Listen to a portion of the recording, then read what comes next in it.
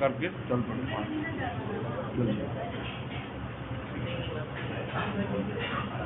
بکریاں ہر طریقے اور مغرب کے وقت جو آ گئے وہاں گول دائرے میں لوگ تماشوں کے انتظار میں تھے. شادی تھی رات کو تماشا, کل کو شادی. تو بس اسی دوران ہی آپ کو نیند آ گئی, اور ایسی نیند آئی کہ اگلے دن جب سورج نکلا تو جا گئی. آپ کو نہیں پتا رات کو کیا ہو. اس طرح پیغمبر سلام کے اللہ نے حفاظت فرمائی. اللہ کے دیکھنے سے, کرنا دور کی بات ہے, دیکھنے سے. تو بس اسی میں اس لیے تو لکھا ہے کہ خواجہ ابو طالب نے آپ کو پالا جب آپ دادا وفات پا کے عبد المطلب. وہاں بعض محققین نے بڑی پیاری بات نے کہا کہ آپ کی بکریاں چرانے سے جو پیسے آتے تھے ان سے خواجہ ابو طالب کا گھر چلتا تھا. یہ نہیں ہے کہ آپ کو وہ پالتے تھے, بلکہ آپ ان سب کے پالنے کا ذریعہ بنتا تھا, اور کوئی تو مشقت نہیں کرتا تھا. جو سب خانہ کعبہ کے خدام تھے, اور آپ کو پتا ہے جو مذہبی ہے لوگوں میں خاص انداز نخرہ بھی ہوتا ہے, اتنی مشقت. لیکن آپ فجر میں جانا, آپ کو پتا تھا میرا سر پر کوئی نہیں ہے. تو وہ جو بکریوں کے پیسے ملتے تھے اعلیٰ قراریت.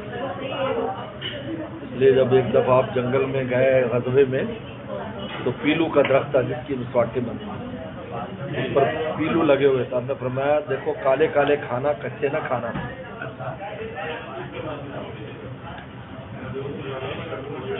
صحابہ نے حیرت سے پوچھا کہ آپ نے بکریاں بھی چرائی ہیں؟ پھر آپ نے فرمایا ہاں, میں اہل مکہ کی بکریاں چراتا تھا اعلیٰ قراری چند پیسوں کو.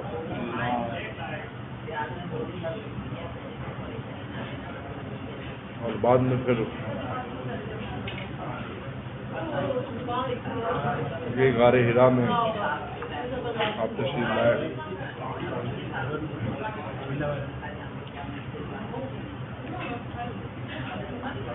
6 ماہ خلوت رہی اور پھر سورج طلوع ہوا. ہمارے حضرت فرماتے شاہ کیمو صاحب کہ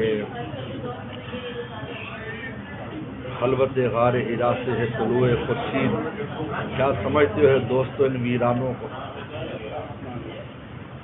ان پہاڑوں پہ بھی میں دیکھتا رہا تھا, پہاڑ پہاڑوں پہ بھی حفظ توحید کا رب کی جانب سے انتظام ہے. یہ جو پہاڑ تھے نا جی, اس قسم کے خوش پہاڑ جو پھیلے ہوئے ہیں مکہ اور مدینہ کے, ان کی وجہ سے کوئی بھی جو فتح کرنے کے اور حکومتیں کرنے کے شوقین کوئی ادھر نہیں متوجہ میں کیا خوش پہاڑ.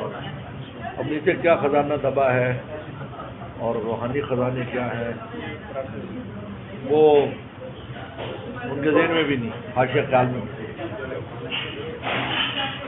اگر ان کو پتا ہوتا کہ نیچے کیا خزانے ہیں جو آج یہ کر رہے ہیں تو چھوڑ دے, وہ ویسے قبضہ کر کے بیٹھے.